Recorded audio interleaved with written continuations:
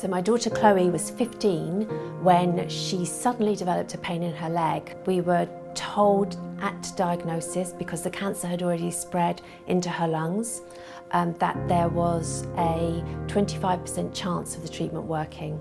It was using drugs that were 30 to 40 years old. These were hard, heavy chemotherapy drugs. We'd run out of all options. There was one new drug on the table. When we went to apply to get onto the trial, we were told there was a lower age range of 18. Chloe was 17 3/4. A lot of clinical trials traditionally, and for no really good reason, start at the age of 18. I think it's been more an artificial barrier. It's easier to do it above the age of 18. It's our comfort zone. Chloe could not get onto that trial until she was 18. Well, when she was 18, she got on the trial and she died 2 weeks later. There's no biological or safety reason why we can't take that age group down to 12 to open up clinical trials in diseases where it's relevant and where it's safe to the younger adolescents, so they will have access to these trials. The drug development process for pediatric cancer is a very complex issue. There are many different types of cancer and very few patients in each type of cancer, which makes it challenging to have a sample of patients. You hear this on the news all the time, blockbuster drugs. It seems like tomorrow cancer is just going to be a chronic disease. And it's true, there's been huge advances in cancer drug development, but not for children. Most people don't know that. Most people assume that children would be a priority. They're not.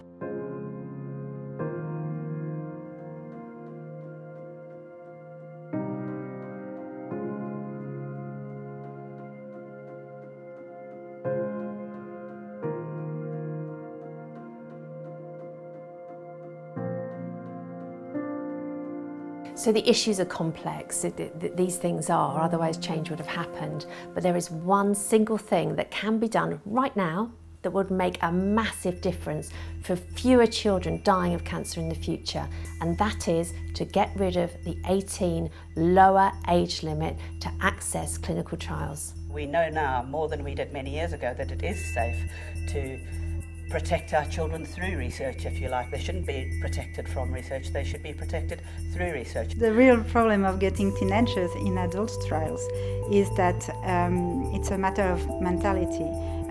Pediatric oncology has developed in its own, adult oncology in its own, and working together is something we are not used to do.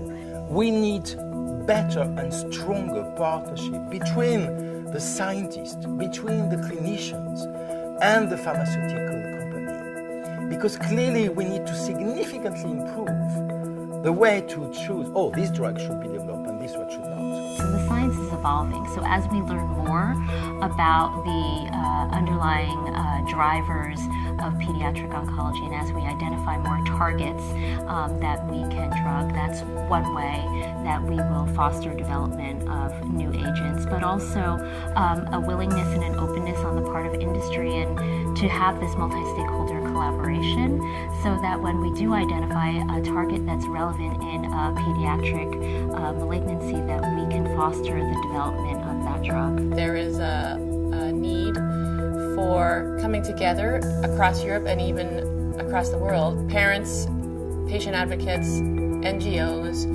we all have been working somewhat separately, and we need to come together and push for better and gentler treatments for children with cancer.